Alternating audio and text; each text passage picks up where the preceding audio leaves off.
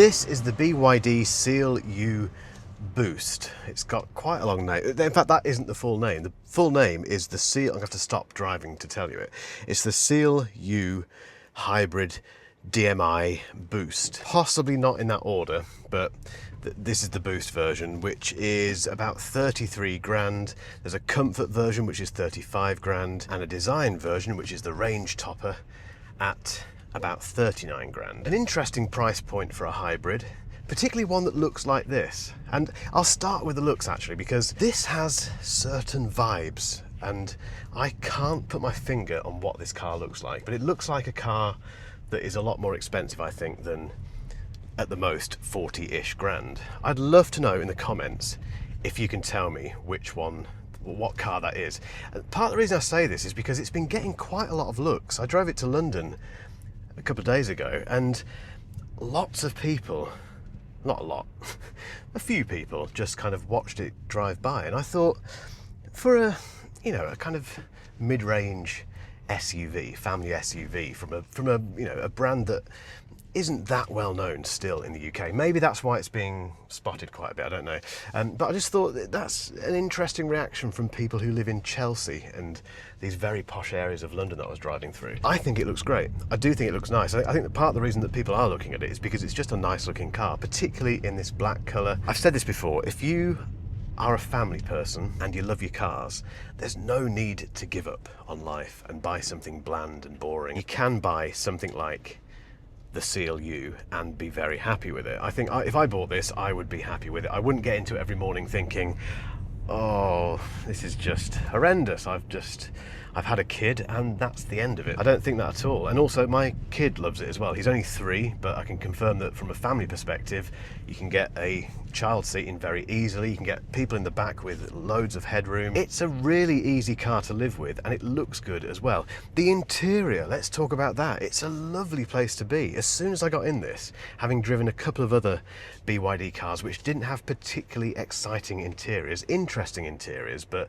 not kind of exciting in the way that you get in and think, ooh, I feel like I've spent quite a lot of money on this, even though I haven't. This was refreshing basically, because it is very nice. I think it kind of belies its price really. This trim here, which is all kind of shiny, and yes, it does pick up smudges and scratches quite easily, but regardless of that, it does look nice. And all the button area down here with the drive selector and everything, it's got an air of premium feeling about it. It's got things like comfort access as well, so when you get in, the seat moves backwards and then moves forwards when you start the car. The stereo system is Infinity, which is by Harman. If you know who Harman are, they know what they're doing when it comes to audio. It's not bad, it's not brilliant, but it's better than the other BYDs that I've driven in terms of the audio quality. So again, thumbs up there. We have the atypical, in fact I'll have to come out of CarPlay to show you this because it doesn't work in CarPlay, but we have the tilty screen that you get in every BYD car, which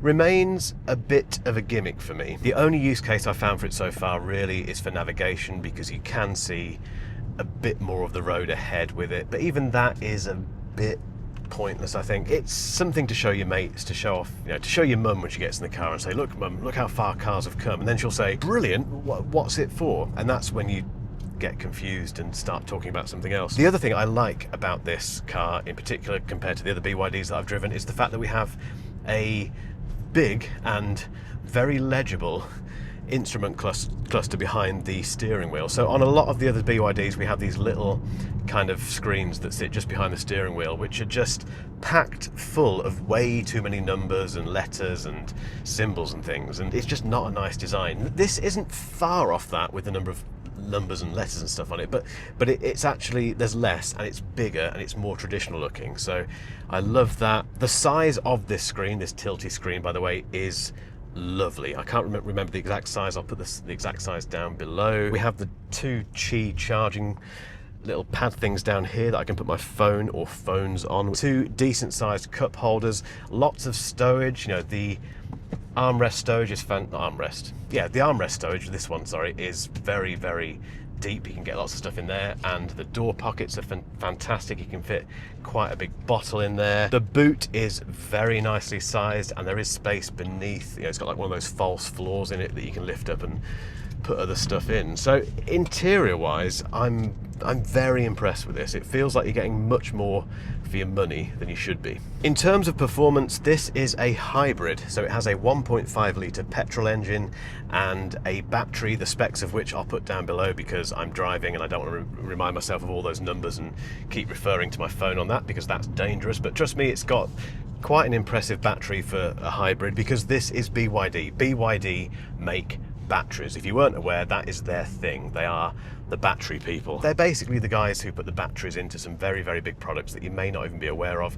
And if you go to China, they're all over the place. I mean, it's a Chinese company, obviously, but there's BYD buses everywhere, which we are starting to see in the UK as well. Every other car's a BYD car, and most of them are EVs now. So they know what they're doing with batteries, but this isn't an EV. It has an EV mode, which I don't understand. There's a little button down here, a little switch rather, to go from EV to what they call HEV, which is obviously the hybrid. It replenishes its battery as you come off the gas and when you brake and that sort of stuff, so it's always charging itself. But I don't know why you'd only run it in EV mode, because BYD tells us actually that this car kind of prefers to be an EV, if that makes sense. So it uses electric power apparently 90% of the time, depending on what you're doing, where you're driving, how much you're putting your foot down and that sort of stuff. But it tries to be an EV most of the time. It does all that intelligently, and it does that without you knowing. I've driven quite a few hybrids where you can feel and definitely hear when the motor kicks in, and it's quite unnerving sometimes, and it's just a bit grating. Whereas on this, I can hear it now. So for instance, the petrol motor is definitely running now, but it's not particularly loud, and it didn't kick in to a point where I could feel it or even hear it. You suddenly become aware that it's now using petrol rather than just electricity. But having that EV button down here doesn't make sense unless you're doing 20 miles an hour everywhere. Maybe if you live in central London or something, maybe that makes sense. But because the range is so limited, and it's this car is intelligent enough to do the switching between petrol and electricity for you, then it seems like a bit of a pointless thing, really. So this is the boost version. This is the slowest, if you like, version of all three, and it's naturally aspirated, so there's no turbo on the engine. It's just relying on normal aspiration. Is that the right word? You know what I mean. It's naturally aspirated. It will get you out of trouble. Overtaking on the motorway is pretty straightforward. If you need to overtake someone driving very slowly on a back road, you can do that pretty easily as well. But it's not that impressive. I think if you are the sort of person who really wants that kind of throw yourself into the back of your seat EV experience, then get an EV. This is very much designed for economy, to be honest, and it's very economical. I drove this on a full tank to and from London from Warwickshire twice, and no problem at all. Got back and still had a good sort of quarter of a tank remaining. I think it did roughly 500 miles basically on a single tank, which felt pretty good, really. And I was keeping an eye on what it was doing in terms of switching from EV to hybrid, and it was doing it right, basically. It was in EV mode when I was crawling along on the motorway and crawling through London traffic, which I guess is part of the reason you'd buy this car, because it gives you that economy, but also it gives you the reassurance that it's petrol, and that if you do get caught short, you can just stop at a petrol station and put some petrol in it, rather than having to find a charger and put some electricity in it. Good example here, really. I'm driving through pretty heavy traffic in Kenilworth, and it's just using the electric motor. I've got 24% remaining, which isn't a huge amount, but that will keep going up. So as the petrol engine kicks in, I start going a bit faster, and I let off the gas occasionally. It does replenish the battery surprisingly quickly, actually. So you always feel safe, which I guess is why you go for a hybrid. I understand hybrids. I understand why people go for them, because owning an EV myself, but also owning a petrol car as well, I know that I kind of need both. Because I know that I can take the petrol car out if we're going further and not worry at all about the charging infrastructure. Unless you have a Tesla, in which case it's quite straightforward. I'm fully conscious that this could be a very quick review, because there's not a huge amount more to say about the, what's it called? It's got such a long name. The Seal U Boost Hybrid DMI. There's not a huge amount more to say about it, apart from the fact that it is just a really nice car.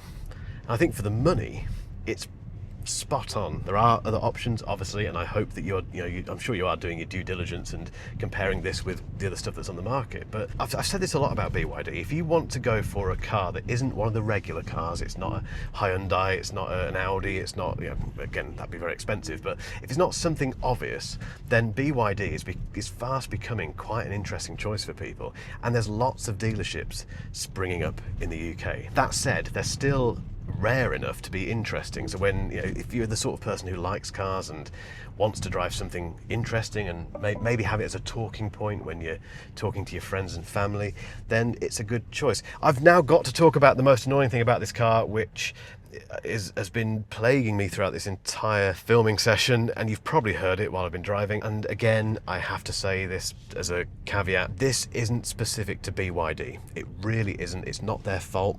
It's the fault of regulations and all that sort of stuff, but it's the constant binging and bonging and nannying. Now, I mentioned this in my Atto 3 review, which we'll link to at the end of this one, just in case you want to go and check it out. But I mentioned that car, again, a BYD, makes a lot of noises while you're driving down the road, to tell you about speed limit changes, to inform you if you're doing 1 mile an hour above the limit, if you're doing whatever, if you're doing something that it thinks is wrong, or if it thinks you haven't spotted that the traffic light has turned green. It makes so many noises. And there were a few people in the comments, thank you if you got involved, by the way, saying that in their country, for instance, Australia, I think was one of them, that doesn't seem to happen.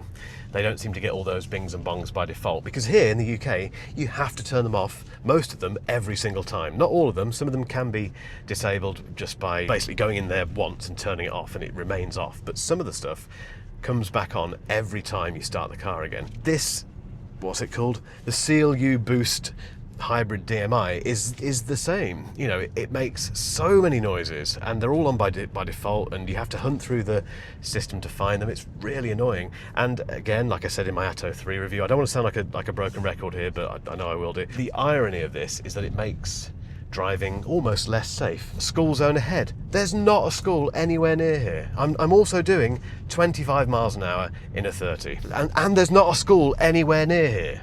I know that because I live here. However, back to the benefits of owning a car like the Seal U, and I think there's lots, basically. As always, I hope you combine this particular review style, which is very much off the cuff and, kind of bit rambly at times. I hope you combine this with a regular, kind of car wow style review, just to get a really good overview of what these cars are like. But it should be on your list. If you are a family person, if you want enough room in the back for a kid and room in the boot for a dog, and just have all the conveniences of a regular SUV, and have lots of the stuff that you'd have to pay a lot more money for when it comes to buying an Audi or a BMW, and have a cabin that is a lovely place to sit in and looks very posh, and people will get in and say, oh, this is nice, isn't it? Then add this car to your list, please. Guys, thank you for watching this video. Thank you for getting this far if you have, as always. If you haven't hit subscribe yet, make sure you do. Tell your mates, and we'll see you in the next one. Cheers.